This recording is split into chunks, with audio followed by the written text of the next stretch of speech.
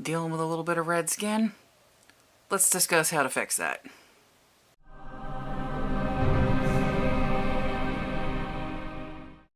Hey guys, I wanted to spend a little bit of time today talking about a skin issue that is rather common and a lot of people don't really know what to do with. And it's called rosacea. As a lot of you have probably noticed, especially on days like today when I'm not wearing any makeup, my skin is pretty red. Just something I have dealt with most of my life. Spent about half of my life wondering why my face was always red, and the other half trying to figure out what to do about it. It can be a problem. For one thing, rosacea can escalate, and you end up with broken blood vessels and things like that. It can actually cause some skin deformities as well, like it can cause issues with the nose. Actually, I found out it can cause issues with your eyes as well, which is a little scary, but you definitely need to talk to a doctor if you think you might have rosacea. But there's also some other issues that go along with it, especially things like teasing. Now, I'm going to be honest with you guys, I used to work in sales. And the way that we did our sales, we were non-commissioned sales, so we actually used to become friendly with some of our regular customers. And I hate to admit that this is about the time that I started really getting into makeup, but it is. I used to get teased all the time because I was blushing all the time. People would say things and then they would notice my face was red and they'd start teasing me about the fact that I was blushing at the drop of a hat. I wasn't blushing. I have a skin condition. It's kind of difficult to explain that to people. And at that point, when they're teasing you, it also sounds like you're making excuses. So I would just kind of wave it off or whatever the case may be. But then I started investing in makeup because I wanted to cover the redness. And that's kind of what I wanted to discuss today. But first, let's talk about rosacea itself. Now, just so you guys know, because I'm going to be looking off camera, I do have little notes because I don't memorize lines. This is from the Wikipedia page, and I will include a link in the description to the Wikipedia page in case you want to read about some of the things that trigger rosacea, some of the theories about what causes it, some of the treatments, etc., etc. But, according to Wikipedia, rosacea is a long-term skin condition characterized by facial redness, small and superficial dilated blood vessels on facial skin, papules, pustules, and swelling. Doesn't that sound pleasant? Rosacea typically begins as redness on the central face across the cheekbones, nose, or forehead, but can also less commonly affect the neck, chest, ears, and scalp. In some cases, additional signs such as semi-permanent redness, dilation of superficial blood vessels on the face, red domed papules, small bumps, and pustules, red gritty eyes, burning and stinging sensations, and in some advanced cases, a red lobulated nose may develop.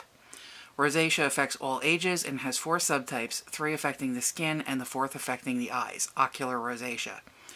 It primarily affects people of northwestern European descent and has been nicknamed the Curse of the Celts by some in Britain and Ireland, although such a connection has been questioned.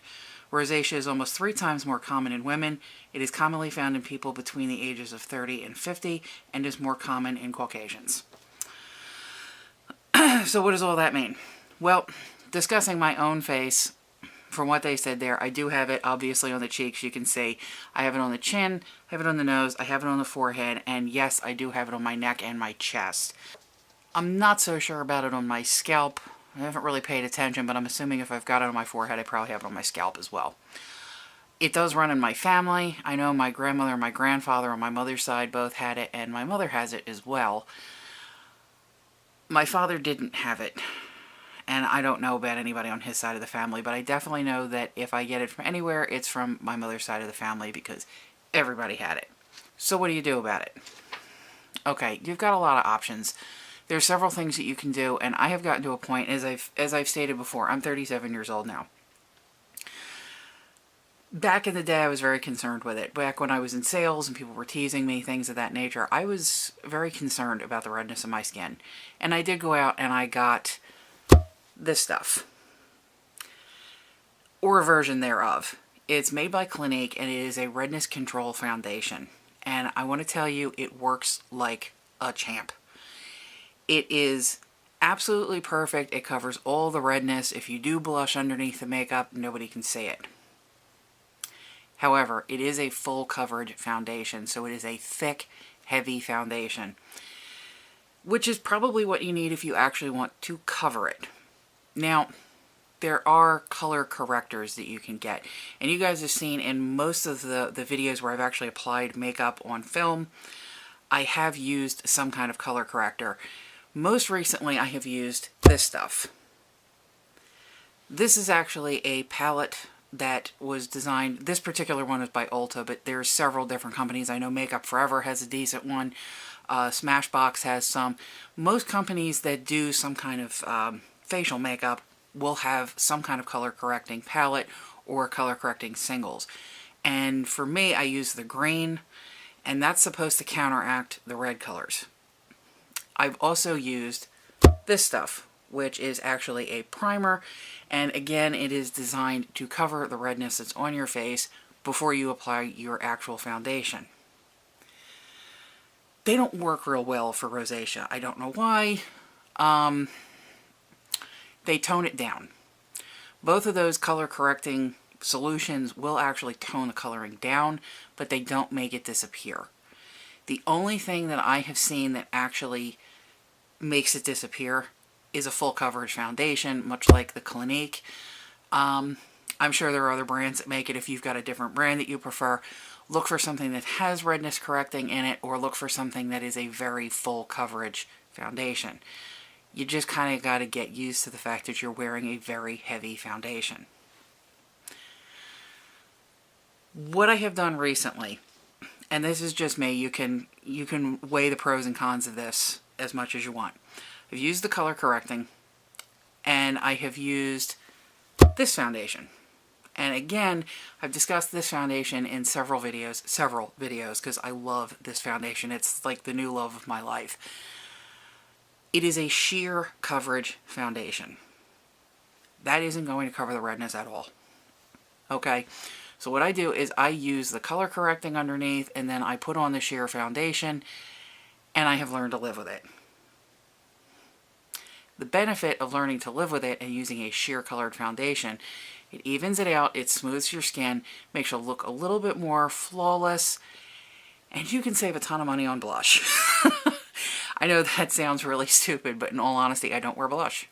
I don't have to. When I was wearing the full coverage foundation, obviously I did want to put a little bit of color in there so I don't look like a corpse, but with the sheer coverage and the fact that I do have red that shines through, with the color correcting, it helps to even it out and tone it down. Then I put the sheer coverage foundation on, which tones it down a little bit more, and it just leaves a little bit of pink on my cheeks, and it looks like I'm wearing blush. I have gotten to an age where I'm accepting the flaws on my face, and if you haven't gotten there, you probably will at some point. I'm not saying you definitely will, because not everybody does, but you will kind of get there, okay? Now, there are certain things you can do to lessen the effects of rosacea that will also help. You can do things like cutting out caffeine, no coffee, that's not happening. You can cut out alcohol. You can stay away from various skin treatments that are out there, such as microdermabrasion and the chemical peels, because a lot of those can trigger it. A lot of them, apparently, from what I read, I believe some of them can actually cause it. So you can stay away from those kinds of things if you want to help keep it down. If you have rosacea, you know some days you're redder than others. You got to kind of run with it. So you can do what you want to do here. Try to stay away from your triggers. Find out what your triggers are. Try to stay away from them. And you can choose to either accept it and use no makeup or sheer foundation and just hope it looks like blush. Or you can use a full coverage foundation with redness control to make it look like you don't have a skin problem at all. It's definitely nothing to be ashamed of. A lot of people have it, as I said earlier in the video. So it's a skin flaw. It's something we have to learn to live with. If you are getting into the more advanced stages of rosacea, or if you assume you have rosacea at all, I do highly recommend talking to your doctor. There are some medications that you can take that are supposed to help with them. I'm not on any of those medications, so I don't know if any of them actually work or what they're supposed to do. I haven't taken my own advice and actually talked to a doctor about it. My doctor is actually aware of it because my doctor is the one who actually pointed out, hey, you've got rosacea.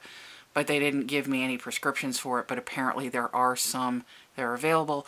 Again, if you're interested in finding out about what kinds of medications and all are available for it, what kind of treatments there are for it, you can go to the Wikipedia link that I'm going to put down below. Just remember, it is Wikipedia. It's not all true. Just because it's on the internet doesn't mean it's true. We all know that. Talk to your doctor. If you are concerned, talk to your doctor. If you start to have dilated blood vessels or blood vessels are breaking in your face, certainly call your doctor and make an appointment right away. Thanks for hanging in there with me through this video. If you liked it, please like, comment, and subscribe. I do try to make at least one video a week, and I'll talk to you next time, guys. Bye.